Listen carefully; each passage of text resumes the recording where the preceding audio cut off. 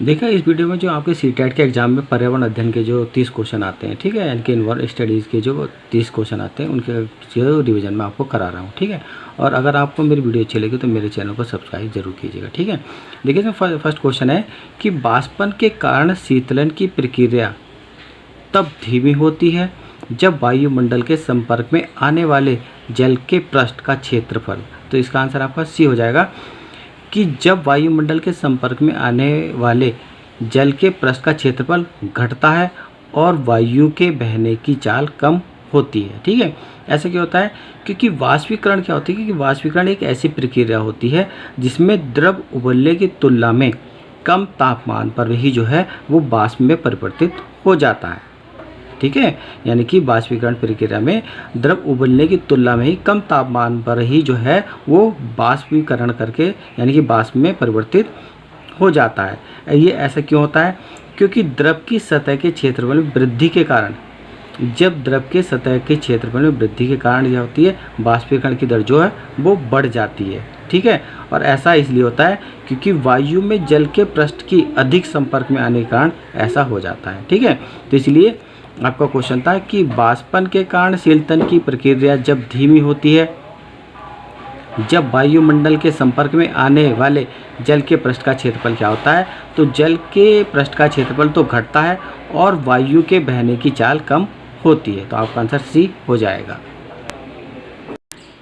लेकिन next question है कि निम्नलिखित में से कौन सा डिजाइन सौराष्ट्र में, गुजरात में रंगोली और कढ़ाई के लिए प्रयोग किया जाता है? देखिए गुजरात में तो रंगोली और कढ़ाई के लिए प्रयोग किया जाता है, ये तो सही है। तो क्वेश्चन में सौराष्ट्र के लिए पूछा जाता है कि सौराष्ट्र में कौन सा डिज़ाइन बनाया जाता है, ठीक है।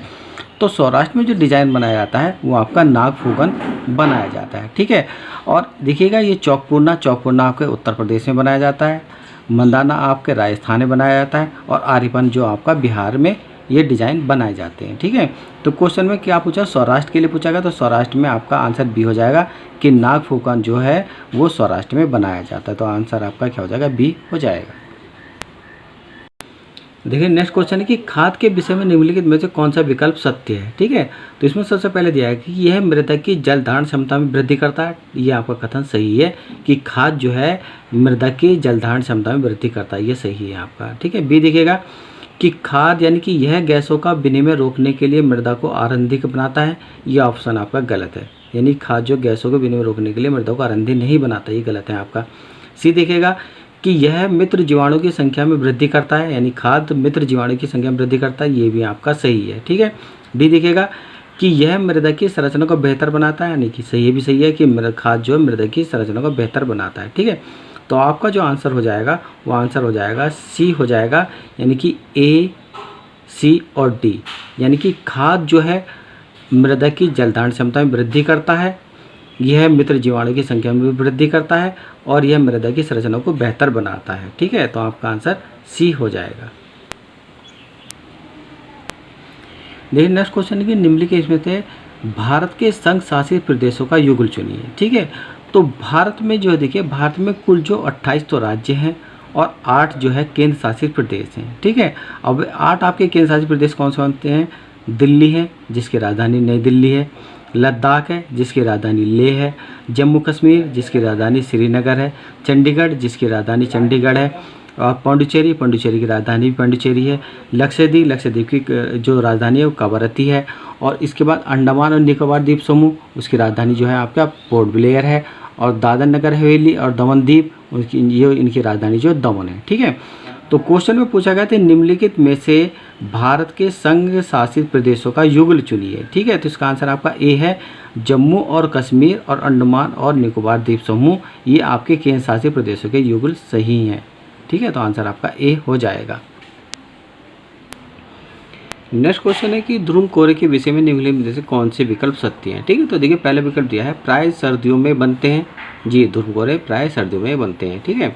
बी देखिएगा धुएं और कोहरे से बनता है, ये भी आपका बी ऑप्शन आपका सही है, ठीक है।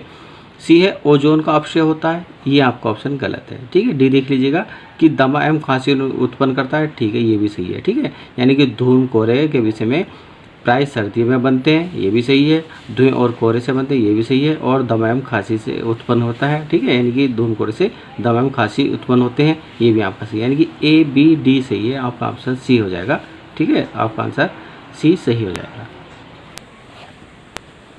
देखिए नेक्स्ट क्वेश्चन है कि निम्नलिखित में से पृथक्करण के कौन से क्रियाकलाप प्राथमिक कक्षा में उपयुक्त होंगे। ठीक है, तो देखिए पृथक्करण की बात कही तो पृथक्करण क्या होता है कि किसी मिश्रण में से उपयोगी और अनुपयोगी पदार्थों को अलग करना, जो कहलाता है वो पृथक्करण कहलाता है। ठीक है, यानी किसी मिश्रण में से उपयोगी और अनुपयोगी पदार्थों को अलग करना पृथक्कीकरण कहलाता है। जैसे कि दाल में से कंकड़ निकालना, गेहूं में से भूसा निकालना, ये जो पृथक्करण कहलाता है। ठीक है, तो हमारा क्वेश्चन था कि निम्नलिखित में से पृथक्करण के कौन से क्रियाकलाप प्राथमिक कक्षा में उपयुक्त होंगे। तो इसमें आपका हो जाएगा बाष्पीकरण क्रियाकलाप, फटकना क्रियाकलाप और चुंबकीय पृथक्करण क्रियाकलाप। आपके ये ऑप्शन सही हो जाएंगे। ठीक है, यानी कि ए बी सी हो जाएगा, आंसर आपका डी हो जाएगा। नेक्स्ट क्वेश्चन, निम्नलिखित में से वाद्य यंत्रों का प्रयोग बीन मंडली में होता है। तो बीन मंडली की बात हो रही है। ठीक है, वाद्य यंत्र क्या होते हैं? वाद्य यंत्र वह यंत्र होते हैं जो कि ध्वनि पैदा करते हैं, यानी कि ऐसे यंत्र जिनके द्वारा ध्वनि पैदा की जाती है वो वाद्य यंत्रों में आता है। ठीक है, यानी कि और वाद्य यंत्रों का निर्माण या प्रयोग जो किया जाता है वो संगीत की ध्वनि निकालने के लिए किया जाता है। संगीत की ध्वनि के निकालने के लिए वाद्य यंत्रों का प्रयोग किया जाता है। मगर क्वेश्चन में कहा है कि बीन मंडली के अंतर्गत कौन कौन से आते हैं। तो बीन मंडली में आपके तुम्बा, बीन, खंजरी और ढोल आते हैं। ठीक है, बीन मंडली में आपको ध्यान रखना है कि बीन मंडली में केवल तुम्बा, बीन, खजरी और ढोल आते हैं, इसलिए आपका आंसर सी हो जाएगा। नेक्स्ट क्वेश्चन है कि वन किसी राष्ट्र की प्राकृतिक संपदा का सूचक होते हैं। वन के संदर्भ में निम्नलिखित में से कौन सा कथन सही है। ठीक है, तो इसमें देखिएगा कि संपदा क्या होता है कि जिस वस्तु का उपयोग हम अपने लाभ के लिए कर सकते हैं वह संपदा कहलाती है। ठीक है, कि जिस वस्तु का उपयोग हम अपने लाभ के लिए करते हैं या कर सकते हैं उसे संपदा कहलाती है। और प्राकृतिक संपदा क्या होती है? ठीक है, कि जो संपदा प्राकृतिक रूप से उपलब्ध हो तो उसे प्राकृतिक संपदा कहते हैं। जैसे कि हमारा जल, मिट्टी, वायु, वन, पशु आदि। ठीक है, ये जो है हमारे प्राकृतिक संपदा के अंतर्गत आते हैं। ठीक है, हमारा क्वेश्चन था कि वन किसी राष्ट्र की प्राकृतिक संपदा के सूचक होते हैं और वनों के संदर्भ में निम्नलिखित में से कौन सा कथन सही है। तो आपका कथन सही ए हो जाएगा कि जल चक्र को बनाए रखने या चालू रखने की भूमिका निभाते हैं। ठीक है, तो आपका आंसर क्या हो जाएगा? ए हो जाएगा। प्राकृतिक संपदा जो होते हैं वो जल चक्र को बनाए रखने या चालू रखने की भूमिका निभाते हैं। आपका आंसर ए हो जाएगा। नेक्स्ट क्वेश्चन कि ऊंचा, शुष्क, सूखा और चपटा जिस क्षेत्र जिसे ठंडा रेगिस्तान कहते हैं वह हमारे देश का भाग है जिसका नाम है। ठीक है, तो जो ऊंचा है, ठीक है, शुष्क है और चपटा है क्षेत्र है, ठीक है, और ठंडा रेगिस्तान है, उसे भारत का ही भाग कहते हैं। वह जो है उसका नाम क्या कहते हैं? उसे आपका कहते हैं लेह या लद्दाख कहते हैं। आपका आंसर डी हो जाएगा, लेह लद्दाख कहते हैं। ठीक है, लेह लद्दाख जो है वो क्षेत्रफल की दृष्टि से, देखिएगा, लेह लद्दाख जो क्षेत्रफल की दृष्टि से सबसे बड़ा केंद्र शासित प्रदेश है। लेह लद्दाख जो है वो क्षेत्रफल की दृष्टि से सबसे बड़ा केंद्र शासित प्रदेश है। ठीक है, और लेह लद्दाख का क्षेत्रफल जो है वो 95,876 किलोमीटर के लगभग है। ठीक है, और लेह लद्दाख जो विश्व का सबसे ऊंचा युद्ध क्षेत्र भी माना जाता है। ठीक है, तो इसलिए आपका आंसर क्या हो जाएगा? डी, लेह लद्दाख हो जाएगा। नेक्स्ट क्वेश्चन है कि वह तिथि जिस दिन बछेंद्री पाल ने माउंट एवरेस्ट की चोटी पर कदम रखा और भारतीय राष्ट्रीय ध्वज तिरंगा गाड़ा है। ठीक है, तो वह हमें जो है तिथि ज्ञात करनी है। ठीक है, तो बछेंद्री पाल ने माउंट एवरेस्ट की चोटी पर जब कदम रखा था वो 23 मई 1984 को रखा था। ठीक है, बछेंद्री पाल जो भारत के एक पर्वतारोही हैं। ठीक है, और बछेंद्री पाल का जन्म जो हुआ था वो 24 मई 1954 को उत्तराखंड राज्य में, ठीक है, उत्तरकाशी जिले के नकोरी गांव में हुआ था। ठीक है, और इन्हें 2019 में भारत सरकार का तीसरा सर्वोच्च पुरस्कार जो है वो पद्म भूषण से इन्हें सम्मानित किया गया था। ठीक है, माउंट एवरेस्ट दुनिया की सबसे ऊंची चोटी है और जिसकी जो कि आपकी नेपाल में स्थित है। और इस माउंट एवरेस्ट की जो ऊंचाई है वो आपकी 8,848 मीटर के लगभग है। ठीक है, तो इसलिए क्वेश्चन में कहा कि वह तिथि कि जिस दिन बछेंद्री पाल ने माउंट एवरेस्ट की चोटी पर कदम रखा और भारतीय राष्ट्रीय ध्वज गाड़ा था, तो उसकी तिथि बतानी, तो वो तिथि आपका आंसर क्या हो जाएगी? ए हो जाएगी, 23 मई 1984 आपका आंसर हो जाएगा। नेक्स्ट क्वेश्चन है कि सभी सरकारी अस्पतालों में सांपों के द्वारा काटने की दवाइयाँ मिलती हैं, यह किससे बनाई जाती है, ठीक है। तो सांपों के जो काटने की जो दवाई बनाई जाती है वो सांपों के जहर यानी कि सांपों के विष से ही बनाई जाती है, ठीक है। और कोबरा जो होता है वो सांपों में सबसे जहरीली यानी किस्म में पाया जाता है, ठीक है। और इससे सांप की जो होते हैं, सांप के जो 2 नुकीले दांत होते हैं और वो खोखले दांत होते हैं, ठीक है, बीच में खोखले दांत होते हैं। और जब ये सांप काटता है तो उन खोखले दांतों से जहर जो व्यक्ति के शरीर में प्रवेश कर जाता है, ठीक है। तो इसलिए सभी जो क्वेश्चन था आपका, सभी सरकारी अस्पतालों में सांपों के द्वारा काटने की दवाइयाँ मिलती हैं और यह दवाइयाँ किससे बनती हैं, तो आपका आंसर बी हो जाएगा कि सांपों के विष से यानी कि सांपों के जहर से ही यह दवाइयाँ बनती हैं। नेक्स्ट क्वेश्चन की पर्यावरण अध्ययन की पाठ्य पुस्तकों में मेडल के प्रयोगों को शामिल किया गया है, इसका क्या कारण है, ठीक है। तो इसका देखिए क्या कारण है, इसका ऑप्शन एक आपका ए है कि वैज्ञानिक पड़तालों के चरणों की ओर छात्रों का ध्यान आकर्षित करना, ठीक है, एक तो कारण आपका ये सही है, ठीक है। इसके बाद आपका आंसर जो है वो होगा आपका सी होगा कि छात्रों का ध्यान आकर्षित करना कि कैसे गुण उत्तर पीढ़ियों के द्वारा वंशागत होते हैं, ये आपका आंसर सी यानी कि ए और सी हो जाएगा, ठीक है। जॉन मेडल कौन है, जॉन मेडल ऑस्ट्रेलिया के जो हैं, ऑस्ट्रेलिया के निवासी ग्रेगर जॉन मेडल हैं, ठीक है। और इन्होंने जो जॉन मेडल ने जो अनुवांशिका के जितने भी प्रयोग किए हैं वो मटर के पौधे पर किए हैं, ठीक है। तो इसलिए आपका आंसर ए और सी हो जाएंगे।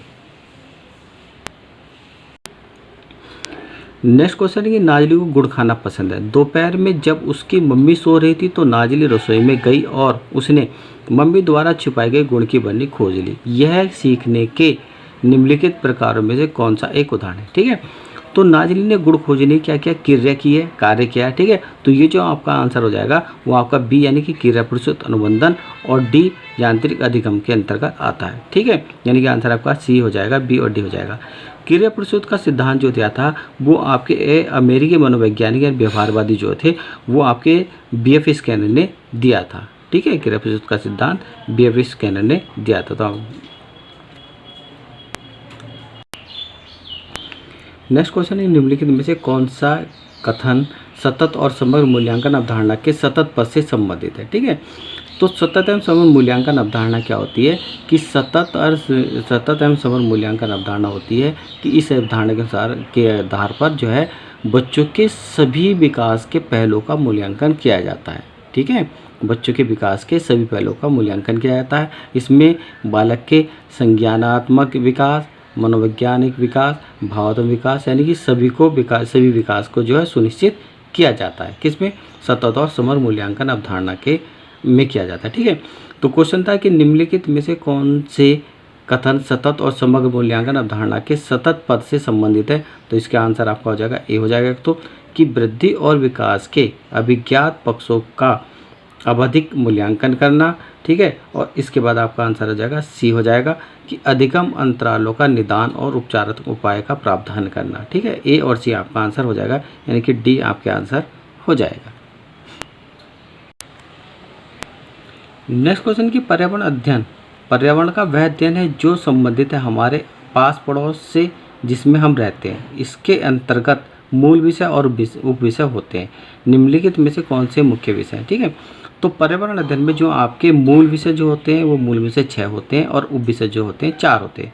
मूल विषय कौन कौन से होते हैं आपके, परिवार और दोस्त, नंबर 1, नंबर 2 चीज़ जो हम बनाते हैं, नंबर 3 भोजन, नंबर 4 घर, नंबर 5 पानी और नंबर 6 यात्रा। ये मूल विषय के अंतर्गत आते हैं। उप विषय के अंतर्गत जो आते हैं वो आते हैं आपके संबंध, कार्य और खेल, जानवर और पौधे। ये 4 जो आपके उप विषय के अंतर्गत आते हैं, ठीक है। तो क्वेश्चन था आपके कि कौन से मुख्य विषय के अंतर्गत आते हैं। तो मुख्य विषय में आपके आते हैं चीज़ें जो हम बनाते हैं और करते हैं वो आपके मुख्य विषय में आते हैं, और संबंध, पौधे और कार्य, खेल जो आपके उप विषय में आते हैं, ठीक है। तो आपका आंसर क्या हो जाएगा, डी हो जाएगा। नेक्स्ट क्वेश्चन ये निम्नलिखित में से कौन से कथन पर्यावरण अध्ययन की कक्षा 3वीं से 5वीं तक की पुस्तकों में ढेर सारे चित्रों को शामिल करने की सर्वाधिक सटीक व्याख्या करते हैं, ठीक है। तो इसका आंसर आपका जो बी हो जाएगा कि बच्चे विकास की मूल सक्रियात्मक अवस्था में, यानी कि चित्रों के माध्यम से बच्चे जो है के अंदर जो है वो मूल सक्रिय अवस्था का विकास होगा, ठीक है। नेक्स्ट आंसर हो जाएगा सी हो जाएगा कि बच्चे चित्रों के माध्यम से अवधारणाओं को जल्दी समझते हैं। ठीक है, तो इसका आंसर कितना हो जाएगा, बी और सी हो जाएगा। आपका आंसर जो हो जाएगा ये बी हो जाएगा। ठीक है, नेक्स्ट क्वेश्चन की राष्ट्रीय पाठ्यचर्चा की रूपरेखा यानी कि एनसीएफ 2005 इस बात पर जोर देती है कि पर्यावरण अध्ययन की शिक्षा होनी चाहिए। ठीक है, यानी कि राष्ट्रीय पाठ्यचर्या रूपरेखा यानी कि नेशनल करिकुलम फ्रेमवर्क जो होता है आपका, उसमें क्या है कि राष्ट्रीय पाठ्यचर्या रूपरेखा यानी कि एनसीएफ का जो मुख्य उद्देश्य है, ठीक है, इसका मुख्य उद्देश्य है जीवन एवं ज्ञान के मध्य की दूरी को कम करना है। ठीक है, एनसीएफ 2005 का जो मुख्य उद्देश्य है वो बच्चों के जीवन एवं ज्ञान की दूरी को कम करना है, साथ ही बच्चों के विद्यालय जीवन को बाहरी जीवन से जोड़ना है और बच्चों में रटन विद्या को कम करके विद्यार्थियों का चहुमुखी विकास करना, वो एनसीएफ का मुख्य उद्देश्य है। ठीक है, क्वेश्चन था कि राष्ट्रीय पाठ्यचर्या रूपरेखा 2005 इस बात पर जोर देती है कि पर्यावरण अध्ययन की शिक्षा होनी चाहिए। तो आपका आंसर ए हो जाएगा कि हमारे आसपास के वातावरण, प्रकृति, चीज़ों और लोगों के साथ बातचीत, क्रियाओं और भाषा दोनों के माध्यम से जो पर्यावरण अध्ययन की शिक्षा होनी चाहिए। आपका आंसर ए हो जाएगा। नेक्स्ट क्वेश्चन है सबसे उपयुक्त विकल्प के रिक्त स्थान की पूर्ति कीजिए। ठीक है, तो यहाँ दिया है आपको विकल्प भरना है। प्रकृति के प्रत्यक्ष अवलोकन और प्राकृतिक और सामाजिक दुनिया में पैटर्न और प्रतिक्रियाओं को समझने में युवा दिमाग को शामिल करने का एक माध्यम बनना चाहिए। ठीक है, तो इसमें कहा गया है कि प्राकृतिक पर्यावरण क्या होता है कि प्राकृतिक पर्यावरण ऐसा होता है कि पृथ्वी पर उपस्थित उन जीवीय और अजीवीय तत्वों के योग से बने जो बनता है वो आपका प्राकृतिक पर्यावरण कहलाता है और जिनका निर्माण प्राकृतिक रूप से हुआ होता है। ठीक है, जैसे आपका भूमि, जल, वायु, पेड़ पौधे, जीव, ये सभी जो है प्राकृतिक पर्यावरण के मिलकर बनते हैं। ठीक है, हमारे जो पर्यावरण है, पर्यावरण के 3 भाग में बांटा गया है पर्यावरण को। कौन कौन से? भौतिक पर्यावरण, जैविक पर्यावरण और सामाजिक पर्यावरण। ठीक है, तो पर्यावरण के 3 भाग हैं, भौतिक पर्यावरण, जैविक पर्यावरण और सामाजिक पर्यावरण। ठीक है, क्वेश्चन था कि प्रकृति के प्रत्यक्ष अवलोकन और प्राकृतिक और सामाजिक दुनिया में पैटर्न और प्रक्रिया को समझने में युवा दिमाग को शामिल करने का एक माध्यम बनना चाहिए। तो आपका आंसर सी हो जाएगा, पर्यावरण हो जाएगा आपका आंसर। नेक्स्ट क्वेश्चन है कि पर्यावरण अध्ययन शिक्षण हेतु अध्यापक को निम्नलिखित में से किसका चयन करना चाहिए। ठीक है, तो पर्यावरण अध्ययन शिक्षण हेतु अध्यापक को जो है बच्चों को छोटे समूह में कार्य करने के लिए अवसर प्रदान करने चाहिए। ठीक है, तो समूह में कार्य करने से विद्यार्थी की सोचने की क्षमता, संवाद कायम करने की क्षमता और समझने की क्षमता और विचारों का आदान प्रदान करने के लिए और निर्णय लेने के लिए सबसे प्रभावी तरीका जो होता है वो सबसे छोटे समूह में कार्य करने का तरीका होता है। ठीक है, तो इसलिए इसका आंसर आपका क्या हो जाएगा, सी हो जाएगा कि पर्यावरण अध्ययन शिक्षण हेतु अध्यापक को निम्नलिखित में से किसका चयन करना चाहिए, बच्चों को छोटे समूह में कार्य करने के लिए अवसर प्रदान करने चाहिए। नेक्स्ट क्वेश्चन है निम्नलिखित में से कौन सी प्रक्रियाएं आकलन की प्रकृति की व्याख्या करती हैं। ठीक है, तो देखिए आकलन क्या होता है।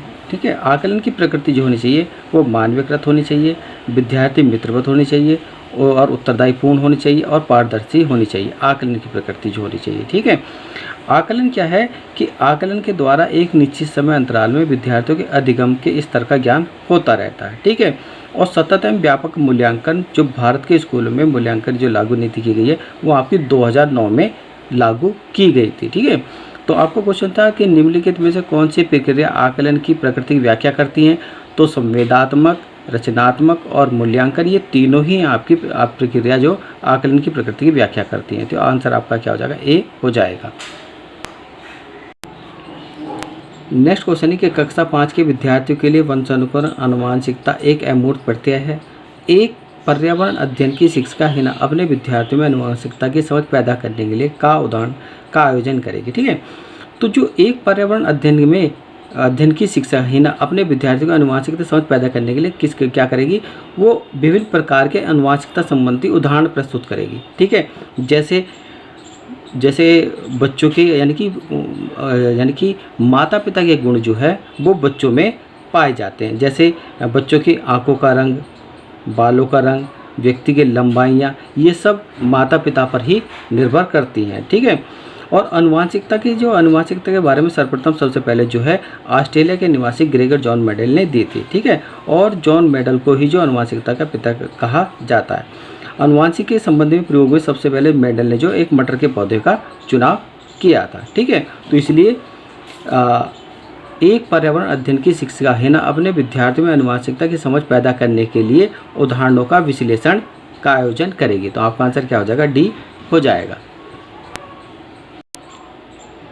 नेक्स्ट क्वेश्चन है, निम्नलिखित में से प्राथमिक स्तर पर पर्यावरण अध्ययन की पाठ्य चर्चा की विशेषता की पहचान कीजिए, ठीक है। तो प्राथमिक स्तर पर पर्यावरण अध्ययन की पाठ्य चर्चा की विशेषता की पहचान जो की जा सकती है वो समावेशी से की जा सकती है, संदर्भ सहित की जा सकती है और अनुभवात्मक से की जा सकती है, यानी तीनों से की जा सकती है। इसलिए आपका आंसर ए, बी, सी आपके तीनों आंसर हो जाएंगे, यानी कि आपका आंसर डी हो जाएगा, ठीक है। तो ये मैंने आपके सीटेट के एग्जाम में जो पर्यावरण अध्ययन के जो कुछ क्वेश्चन आते हैं, ठीक है, वो उन क्वेश्चन का रिवीजन कराया। अगर आपको मेरी वीडियो अच्छी लगी तो मेरे वीडियो को देखने के लिए मेरे चैनल को सब्सक्राइब कीजिएगा, मेरे जो वीडियो को लाइक कीजिएगा।